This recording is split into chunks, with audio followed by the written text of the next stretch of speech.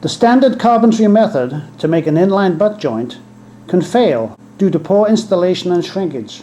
It can be time-consuming and usually requires 2 people to complete it. With the joiner method, both boards are fastened in a lap position and are never taken off the wall again. Both are cut at one time on a specific angle. The result is a very high quality joint that is in compression and will resist normal shrinkage, taking only a fraction of the time and done by just one person. Hello, I'm Al Williams. You've probably had the task to do an inline butt joint with 2 boards on the job site. It could be horizontal or it could be vertical. Usually it's required that the finished joint have a good tight fit and a quality appearance. As you know, to achieve this, a certain skill is required. It can be time consuming, especially if the joint has to be hand fitted after the final cut. Let's go through the 6 or more usual steps it takes to do this. First, a board is positioned. It is marked where the cut needs to be made, taken to the saw, cut, brought back, repositioned and fastened. The second board then lays on top of the first. A mark is made to correspond with the first cut. It is taken to the saw, cut, brought back, repositioned and checked for a fit. Usually it's assumed if both boards are on line. If not, it can result in the face board being too long or too short at one point. It can create a gap top and bottom. Then it would have to be hand fitted. And it can't be sanded or puttied. The wider the board, the more the challenge to make the 2 surface cuts touch evenly at the joint. It's possible that a good joint can be made on the first attempt. If not, it can be costly in time and does require a skill to correct it. I had an idea that would enable me to make such a joint as easy as 1, 2, 3. Number 1, both boards are attached to the wall with one board lapping over the other at the intended location of the joint. Number 2, the joiner is placed over both boards. Number 3, saw is placed between the guide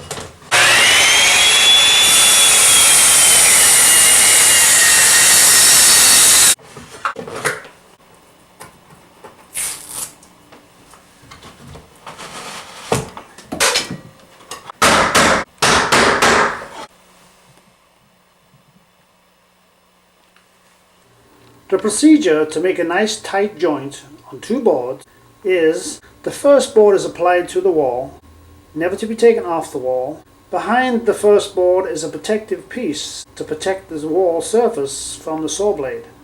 The second board is then applied on top of the first board, overlapping where the required joint is going to be.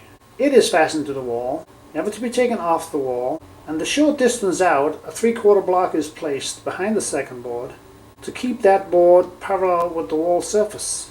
The versatile joiner makes it possible to make a fast and accurate cut of 2 boards that range from a 1x2 up to a 1x12. The joiner is placed over the both boards that are to be joined. The width of the material is determined, tightened on this side. The rail is adjustable to accommodate most circular saws on the market. Determine the width, check the rails for parallel, locate the joiner where the cut is to be made. There is a hole provided for a screw to secure the joiner while the cut is being made. Place the saw between the rails and with one cut, make a tight joint of 2 boards.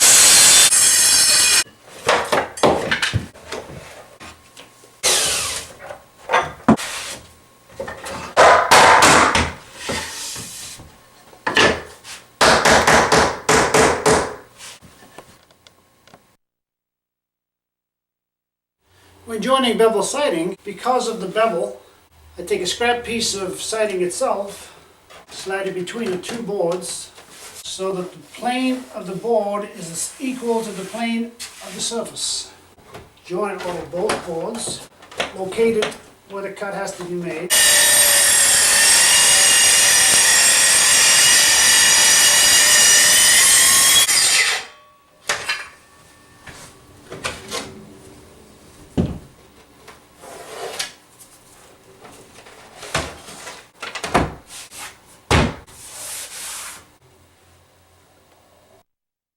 With the versatile joiner, you can use it also as a router guide. to dado, cut and spline, or fluting.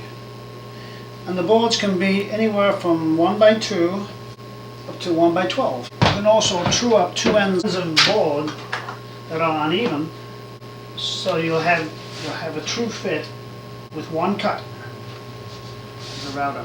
So I keep the gap a little less than 1/4 inch.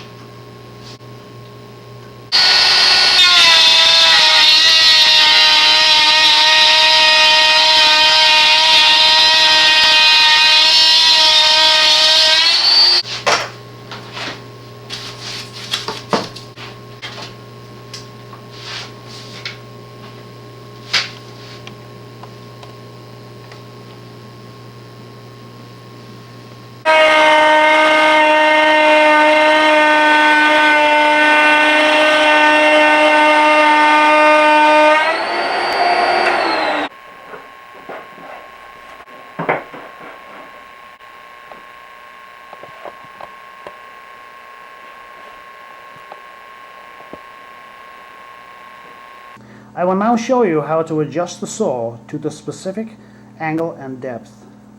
Safety first.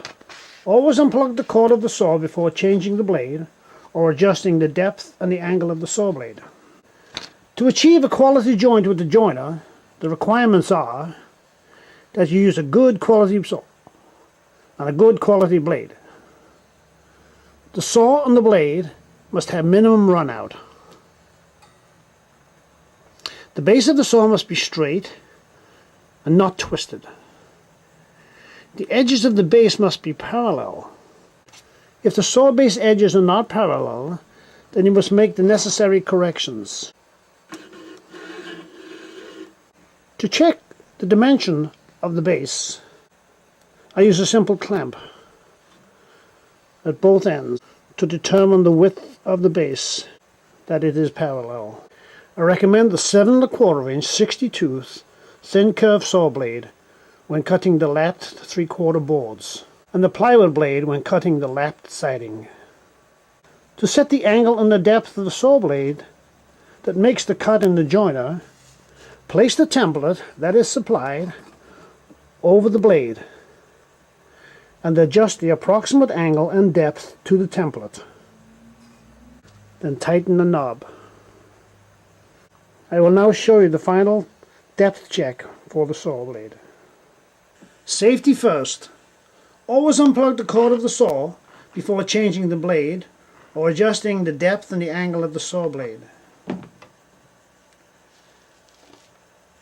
To make a final check of the depth of the saw blade, place the joiner on a flat surface. Put the saw that is to be used between the tracks of the joiner. Then take a protective piece, like the piece of linoleum, and slide it up to the teeth of the saw blade, making sure that the teeth are just low enough to touch the top of the protective piece. Finally, tighten the depth gauge knob. Wearing your safety glasses, I recommend that you make a test cut to be sure that both the depth and the angle of the saw blade are correct. If the depth and the angle of the saw blade are not correct, make the necessary adjustments before making a final joint.